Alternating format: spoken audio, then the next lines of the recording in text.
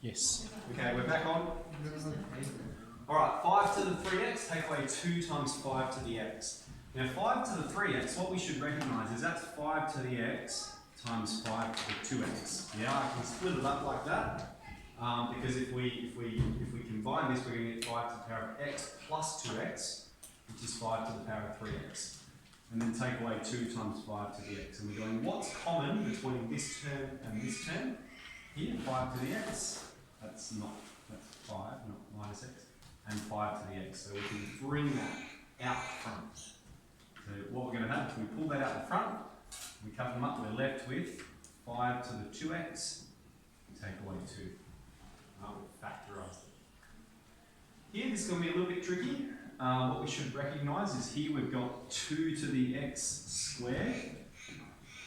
Take 2 to the x and then take 2. Alright, let's do our let a equal 2 to the x, in which case we're going to have a squared, take a, take 2. And now it's a little bit easier for us to factorise. We're looking for 2 numbers that multiply together to give us minus 2. And we add them together to get minus 1. So minus 2 and positive 1, okay?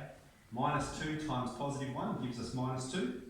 And minus 2 plus positive 1 gives us minus 1. So we've got a take 2 times a plus 1. But a is 2 to the power of x. So 2 to the x take 2, and 2 to the x plus 1. Okay, remember doing that, factorising those ones? Fantastic. Okay, then we did solving. Now if I'm going too fast, those that are doing the thing and writing it down, just let me know, of course. Alex, you good? Otherwise they're all good. We did some solving by equating the bases. And so what we had to do is we had to look at these and go, what's a number they have in common that can be expressed on both sides? What's a common base? So 9 is 3 to the power of 2, isn't it? And 27, that's 3 to the power of 3. Now, so we express them as the same base. We need to bring this one to the top of the fraction. And to do that, it changes the power from positive to negative. Alright? Now they have the same base, single base on each side, so therefore we can equate the powers. 2x is equal to minus 3, x is minus 3 on 2. Alright, remember doing that a bit? Good. Okay, then we got into some logarithms. So let's just do a few logarithms.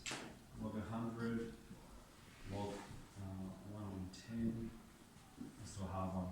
Log 100 to the power of a on the square root of 10. There we go. And then we did logarithms in base 2 as well. Log in base 2 of 8.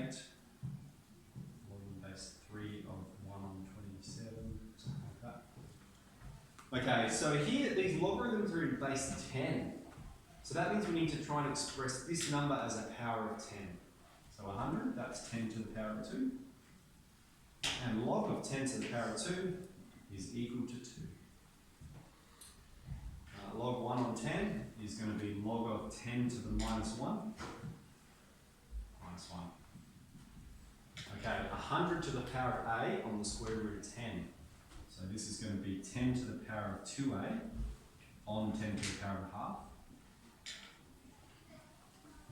Alright, which is going to be log of 10 to the power of 2a take a half. Alright, in this step we have the same base, which means we can do the top power, subtract the bottom power. And then it simplifies to be 2a take a half.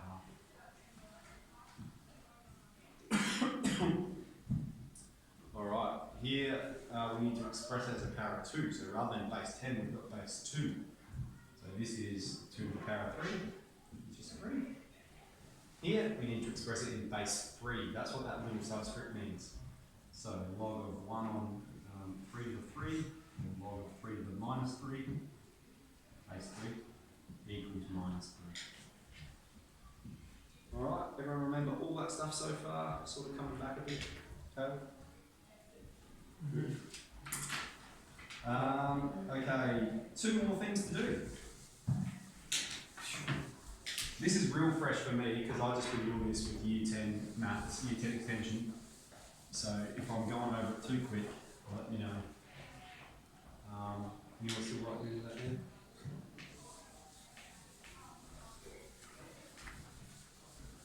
Okay, so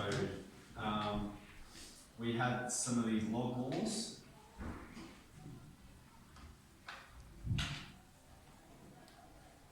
And some logarithmic equations.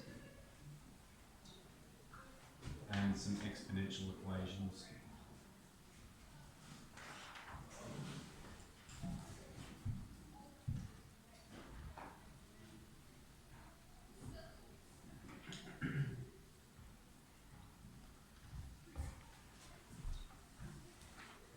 Okay.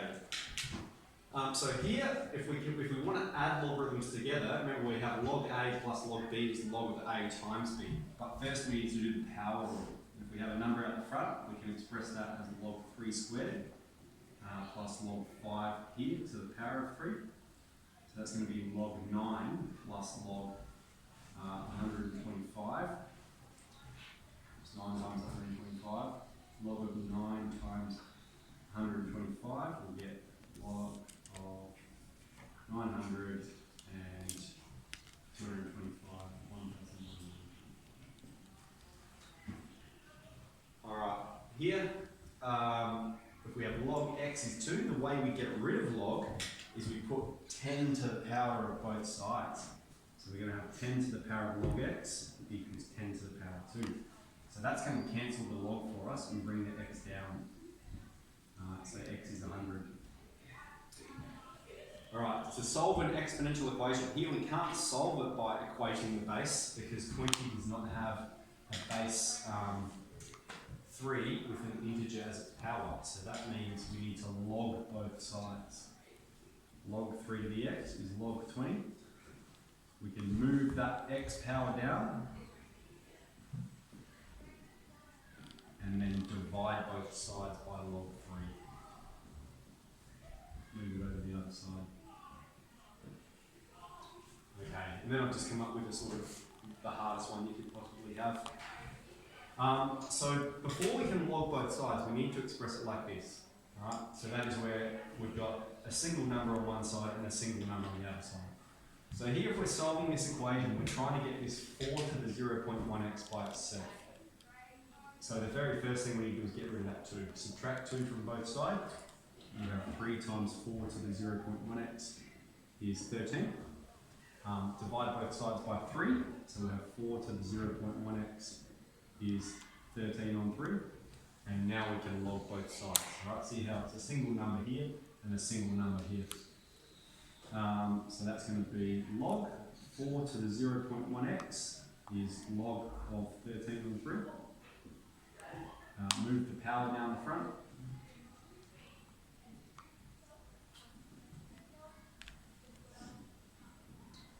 Excuse me, 13 on 3.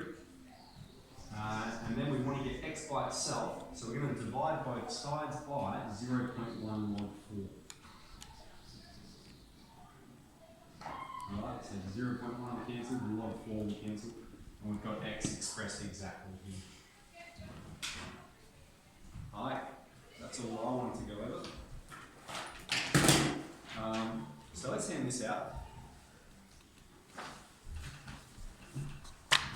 Thank you.